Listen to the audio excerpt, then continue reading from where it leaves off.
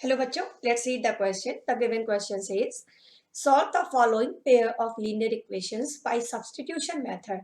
And we have given here 6 pair of equations जिनको हमें substitution method को use करते हुए solve करना है. Okay? तो पहले देख लेते हैं कि सब्स्टिट्यूशन मेथड में से सॉल्व करने का किन्हीं भी दो लीनियर इक्वेशंस को क्या प्रोसीजर है. Then we will start question. तो इसमें हमें क्या करना होता है कि अगर हमारे पास दो इक्वेशंस दे रखी हैं तो उसमें कोई भी एक इक्वेशन हम चूज करते हैं. जैसे सपोज हमने इक्वेशन नंबर 1 चूज कर ली. दोनों इक्वेशंस के अंदर दो वेरिएबल्स होंगे. एक्स और वाई हो सकते हैं, एस और टी हो सकते हैं, कोई से भी दो वेरिएबल्स हो सकते हैं.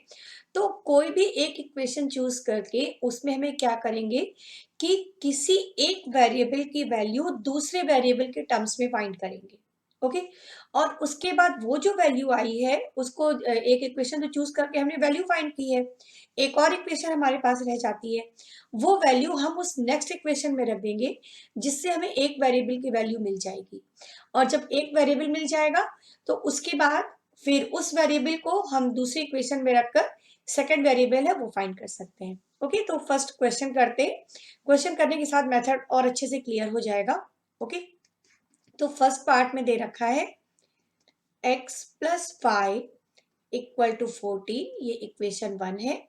और x माइनस 5 इक्वल टू 4. ये है इक्वेशन 2. तो दोनों में से कोई भी इक्वेशन हम चूज कर सकते हैं. मैंने इक्वेशन नंबर 1 ले ली सपोज करिए. ओके. तो मैंने ले ली अभी इक्वेशन नंबर 1. तो इक्वेशन नंबर 1 क्या है? x plus 5 equal to 14. अब यहां से या तो हम x की वैल्यू निकाल लें या y की वैल्यू निकाल लें. कोई सा भी एक वेरिएबल ले सकते हैं. तो अगर हम x की वैल्यू यहां से फाइंड करेंगे तो ये 14 माइनस 5 हो जाएगा. ओके. अब ये जो x की वैल्यू आई है इसको हम रखेंगे कहाँ? इक्वेशन नंबर 2 में. Put x equal to 14 minus 5 in equation 2. हम ऐसा भी कर सकते थे कि इक्वेशन 2 लेते और उससे x या y की वैल्यू निकाल करके फर्स्ट इक्वेशन में पुट कर देते. कोई से भी इक्वेशन चूज कर सकते हैं. तो चलिए इक्वेशन 2 में वैल्यू रखना स्टार्ट करते हैं. तो वैल्यू रखने के बाद इक्वेशन 2 में हमें क्या मिल जाएगा? इक्वेशन 2 थी x minus 5 equal to 4. Okay. x के प्लेस पर हमें क्या रखना है? 14 माइनस वाई. तो ये हमने रख दिया और बाकी इक्वेशन एज इट इज रहने दी. तो ये हो गया 14 माइनस 2y इक्वल टू 4. तो minus 2y equal to 4 minus 14. अब सिंपल लिनियर इक्वेशन जैसे सॉल्व करते हैं इसे हम सिंप्लीफाई कर सकते हैं. तो माइनस 2y हो गया माइनस 10. y की वैल्यू क्या हो जाएगी? Minus 10 upon minus 2. डिवाइड करने पर आ जाएगा प्लस का 5. ओके. तो y की वैल्यू क्या आ गई? 5. अब y की ये वैल्यू हम दूसरी इक्वेशन में रख देते हैं. कहीं पर भी रख सकते हैं. इक्वेशन 1 में रख सकते हैं, इक्वेशन 2 में रख सकते हैं, या जो हमने x equal to 14 minus y निकाला था उसमें भी रख सकते हैं. This is as per your choice. Okay. तो हम किसी कहीं पर भी y की वैल्यू रख सकते हैं. तो मैंने ले लिया इक्वेशन 1 ले लिया. ओके. इक्वेशन 1 क्या थी? इक्वेशन 1 थी x plus y equal to 14. अब इसमें हम रख देते हैं y इक्वल टू 5. जब y के प्लेस पर 5 यहाँ रखेंगे तो ये हो जाएगा x plus 5 equal to 14. Okay. तो x हो जाएगा 14 माइनस 5. तो x की वैल्यू आ गई 9. तो सॉल्यूशन क्या हो गया? x इक्वल टू 9 और y हमने निकाला था 5. x equal to 9 and y equal to 5. ये हमारा फर्स्ट पार्ट कंप्लीट हो गया. Now come to second part. Second part दे रखा है s minus t equal to 3. Equation number 1. और इक्वेशन 2 दे रखी है s upon 3 plus t upon 2 equal to 6. ये इक्वेशन नंबर 2 है. तो यहाँ पर वेरिएबल्स s और t दे रखे. प्रोसीजर सेम है. ओके. तो फर्स्ट इक्वेशन को ले लेते हैं. फर्स्ट इक्वेशन है s minus t equal to 3. तो यहाँ से अगर हम s की वैल्यू निकालें तो आ जाएगी t प्लस 3. अब s की ये वैल्यू कहाँ रखेंगे? इक्वेशन नंबर 2 में. Okay. Put s equal to t plus 3 in equation 2. अब जब इसको इक्वेशन 2 में रखेंगे तो इक्वेशन 2 क्या है? s upon 3 plus t upon 2 equal to 6. s की वैल्यू रख देते. t plus 3 upon 3 plus t upon 2 equal to 6. अब ये सिंपल टी में इक्वेशन बन गई. इसे सॉल्व कर सकते हैं, है ना. एलसीएम ले लेते हैं. एलसीएम आ जाएगा 6, 3 2 ज़ा 6 और 2 का मल्टीप्लाई होगा t प्लस 3 में, 2 3 ज़ा 6 और 3 का मल्टीप्लाई t में होगा तो ये हो जाएगा 3t equal to 6। Bracket open कर लेते हैं तो ये आ जाएगा 2t प्लस 6 प्लस 3t और अपॉन में जो 6 था उसका हम राइट हैंड साइड में क्रॉस मल्टीप्लाई कर देंगे तो 6 6 का क्या हो जाएगा 36। अब 3t और 2t ये हो गया 5t। ओके, 6 को ट्रांसफर कर देंगे राइट हैंड साइड में तो ये माइनस का हो जाएगा तो ये आ जाएगा 5t इक्वल टू 30। तो t हो जाएगा 30 अपॉन 5, 5 6 30। तो t की वैल्यू क्या मिल गई हमें 6। अब t की ये वैल्यू किसी भी इक्वेशन में रख सकते हैं तो फिर से हम ले लेते हैं इक्वेशन 1। ओके, इक्वेशन 1 में हम रख देते हैं t equal to 6। Put t equal to 6 in equation 1। Equation 1 थी s minus t equal to 3। t के प्लेस पर हमको क्या रखना है 6 रखना है। ओके, तो s आ जाएगा 3 plus 6 means s equal to आ गया 9। तो आंसर हमारा क्या हो गया s इक्वल टू 9 और t इक्वल टू 6। तो ये हमारा हो गया सेकेंड पार्ट। ओके, चलिए थर्ड पार्ट करते हैं। थर्ड पार्ट है 3x माइनस 5 इक्वल टू 3 और दूसरी इक्वेशन है 9x minus 3y equal to 9। तो जो मेथड है उसको फॉलो करना स्टार्ट करते हैं। फर्स्ट वाली इक्वेशन से किसी भी वेरिएबल की वैल्यू निकाल लेते हैं। तो इक्वेशन फर्स्ट से हम y की वैल्यू इजीली निकाल सकते हैं ना। हम इस तरह लिख सकते हैं इक्वेशन 1 को 3x minus 3 equal to y लिख सकते हैं ना, या ये कह सकते हैं कि y equal to 3x minus 3 है ना, y equal to 3x minus 3। अब ये वैल्यू हमें कहाँ रखनी होगी इक्वेशन 2 में। तो अब इक्वेशन 2 को हम ले लेते हैं। इक्वेशन 2 है 9x minus 3y equal to 9। Equation 2 में हम एक पॉइंट यहाँ पर देख सकते हैं कि 3 कॉमन कर सकते हैं लेफ्ट हैंड साइड में, है ना। तो 3 को कॉमन कर लेते हैं पहले। 3 को कॉमन किया तो हमें मिला 3x minus Y equal to 9। तो 3x माइनस वाई क्या हो गया 9 अपॉन 3। इस 3 का डिवीजन हो जाएगा इधर राइट हैंड साइड में। तो 3x माइनस वाई आ गया 3 के इक्वल। अब एक पॉइंट हमने यहाँ पर देखा कि इक्वेशन नंबर 1 और इक्वेशन नंबर 2 तो सेम हो गई। देखिए इक्वेशन नंबर 1 थी 3x minus Y equal to 3 और इक्वेशन नंबर 2 भी है 3x minus Y equal to 3। तो जब दोनों इक्वेशंस हमारी इक्विवेलेंट हो गई, सेम हो गई, तो यहाँ पर यूनिक वैल्यू निकालना तो पॉसिबल है नहीं, क्योंकि हम y की वैल्यू यहाँ पर रखेंगे तो हमें ऐसा कुछ भी नहीं मिलेगा जिससे हमें दूसरा वेरिएबल x की वैल्यू फाइंड आउट कर सकें। तो जब ऐसा होता है ना बच्चों कि दोनों इक्वेशंस हमारी एक तरह से इक्विवेलेंट होती हैं या सेम रिजल्ट देती हैं, तो ऐसी इक्वेशंस का जो सोल्यूशन होते हैं वो इनफाइनाइट सोल्यूशंस होते हैं। इनफाइनाइट सोल्यूशन क्यों होते हैं, क्योंकि जो y equal to 3x minus 3 हमने निकाला है इसमें x की डिफरेंट डिफरेंट वैल्यूज के लिए y की डिफरेंट डिफरेंट वैल्यूज मिल सकती है, या y के अलग अलग वैल्यूज के लिए x की अलग अलग वैल्यूज मिल सकती हैं, क्योंकि दोनों इक्वेशंस इंडिपेंडेंट नहीं है यहाँ पर, है ना। तो अब यहाँ पर क्या हो जाएगा, यहाँ पर हम आंसर ये दे सकते हैं कि दोनों इक्वेशंस जो हैं इनके इनफाइनाइट सॉल्यूशंस होंगे, क्योंकि y equal to 3x minus 3 में x की डिफरेंट वैल्यूज के लिए y की डिफरेंट वैल्यूज हम फाइंड कर सकते हैं। Okay, by putting different values of x we can get different values of y। जितनी वैल्यूज हम x को देते जाएंगे y की उतनी ही वैल्यूज हमें मिलती जाएंगी, है ना, different values of y। so equations have infinite many solutions,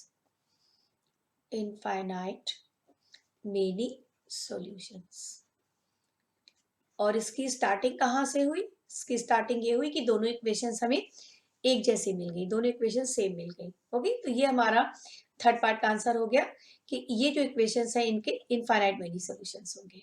okay, now come to fourth part है 0.2x plus 0.3y equal to 1.3, ये फर्स्ट इक्वेशन है।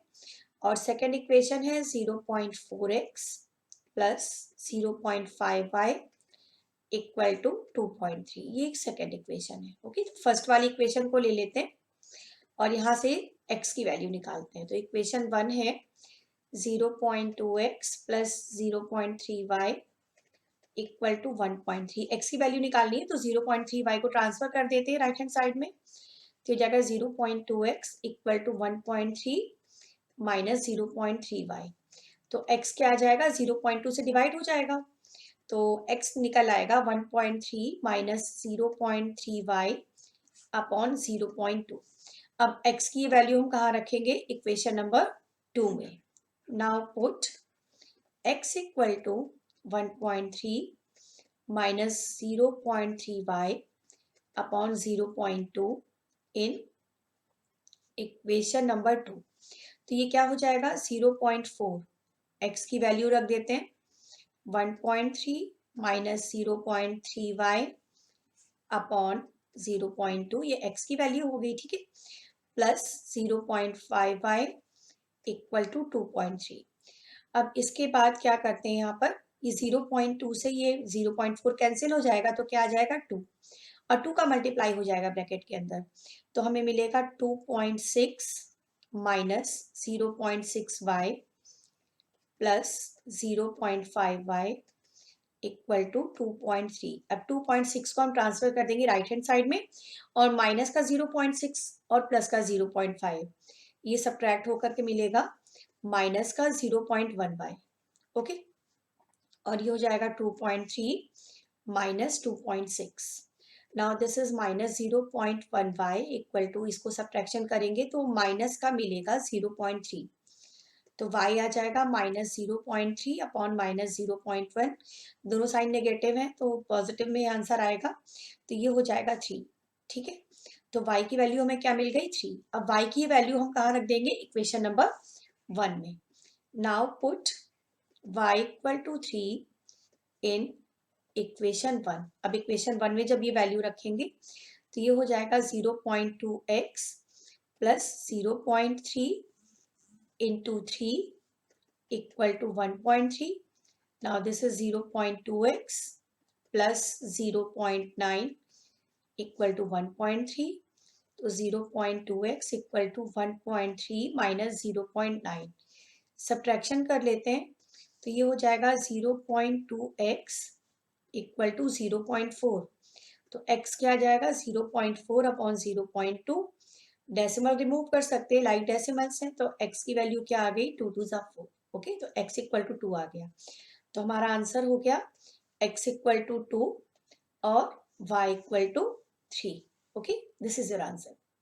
चलिए अब करते हैं fifth part. Okay, fifth part हमें दे रखा है √2x plus √3y equal to 0 और √3x minus √8y equal to 0। ये इक्वेशन 1 हो गई, इक्वेशन 2 हो गई। ओके, तो इक्वेशन 1 को लेके स्टार्ट करते हैं।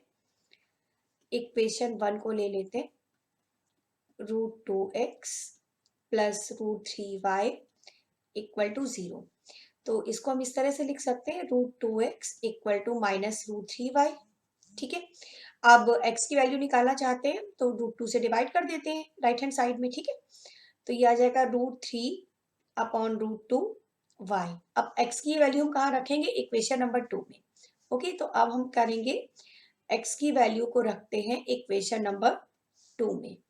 Now put x equal to minus √3 upon √2y in equation 2। तो ये क्या मिल जाएगा, √3, x की वैल्यू पुट कर दी, √3 अपॉन √2y, ये x की वैल्यू हो गई, ठीक है। और माइनस का था हमारे पास √8y इक्वल टू 0। अब मल्टीप्लाई करने के बाद ही मिल जाएगा माइनस का 3y अपॉन √2, √3 का मल्टीप्लीकेशन 3 हो जाएगा, ठीक है। और क्या था इधर, एक सेकेंड, और ये माइनस का √8y और था, माइनस √8y इक्वल टू 0। अब एलसीएम ले लेते हैं, एलसीएम हो जाएगा √2। जब एलसीएम हम √2 ले लेंगे तो कुछ ऐसी सिचुएशन हो जाएगी, -3y, यहाँ अपॉन में 1 मान लेते हैं, 1 को √2 से डिवाइड करेंगे √2 आएगा, और √2 और √8 का मल्टीप्लिकेशन क्या मिलेगा, √16, 8 2 जा 16y, ओके, इक्वल टू 0। तो अभी हो गया -3y माइनस √16 की वैल्यू क्या होती है 4, ओके, -4y। √2 भी राइट हैंड साइड में 0 से मल्टीप्लाई होकर क्या हो जाएगा 0। तो ये आ गया -7y इक्वल टू 0। तो y की वैल्यू हमें क्या मिल गई 0। अब y की वैल्यू फर्स्ट या सेकंड किसी भी इक्वेशन में रख लेते हैं। इक्वेशन 1 को फिर से ले लेते हैं। Now put y equal to 0, put y equal to 0 in equation 1। अब इक्वेशन 1 में y इक्वल टू 0 रखेंगे। इक्वेशन 1 क्या थी, √2x plus √3y equal to 0। यहाँ y के प्लेस पर क्या रखना है 0। तो ये हो गया √3 into 0 equal to 0, means √2x plus 0, √2x plus 0 equal to 0। तो √2x आ गया 0। तो इस तरह से x की वैल्यू भी हमें क्या मिल जाएगी 0। तो इस पार्ट का आंसर हो गया x equal to 0 and y equal to 0, okay. अब आ जाते हैं 6 पार्ट में। Now come to 6 part. 6 part है, क्वेश्चन दे रखा है इसमें 3x upon 2 minus 5y upon 3 equal to -2। ये इक्वेशन नंबर 1 है।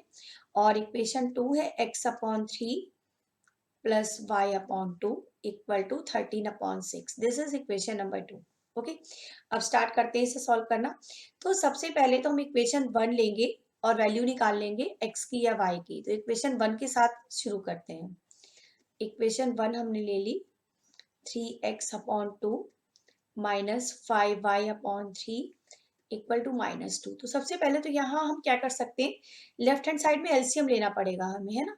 तो 3 और 2 का एलसीएम क्या हो गया 6। नाउ 2 3 जा 6 एंड 3 3 जा 9। ये हो जाएगा 3 2 जा 6 और 2 5 जा 10। 9x minus 10y equal to -2। Cross multiply कर देते हैं। तो 9x माइनस 10y हो जाएगा माइनस का 12, ओके। तो यहाँ से हम x की वैल्यू निकालते हैं। अगर तो 9x हो जाएगा, 10y को ट्रांसफर कर देंगे, 10y माइनस 12। तो x हो जाएगा 10y minus 12, x equal to 10y minus 12 upon 9। अब x की ये वैल्यू हम रख देंगे किसी भी इक्वेशन में, हम रख देते हैं इक्वेशन नंबर 2 में।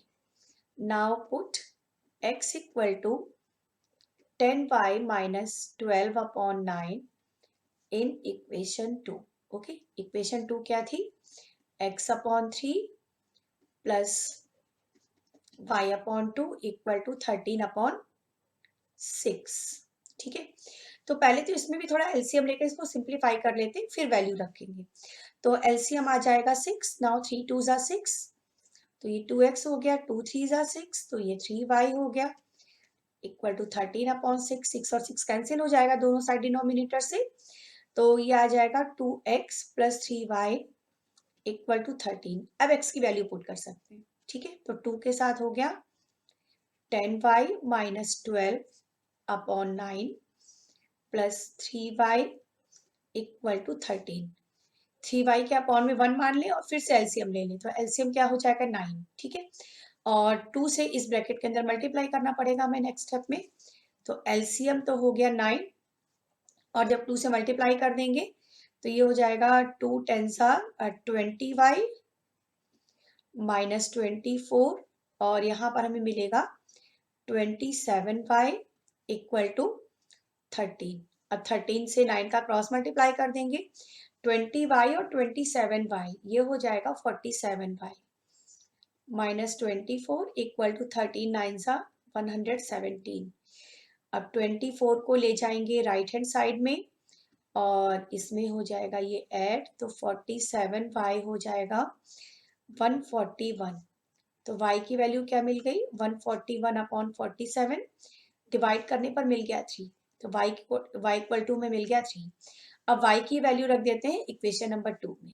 इक्वेशन 2 है x upon 3 plus y upon 2 equal to 13 upon 6. Okay, तो यहाँ पर हमको क्या रखना है, y equal to 3. Put y equal to 3. तो इसमें y की जगह पर जब 3 रखेंगे तो हो जाएगा x upon 3 plus 3 upon 2 equal to 13 upon 6. Transfer कर देते हैं राइट हैंड साइड में 3 अपॉन 2 को. तो ये आएगा x upon 3 equal to 13 upon 6 minus 3 upon 2.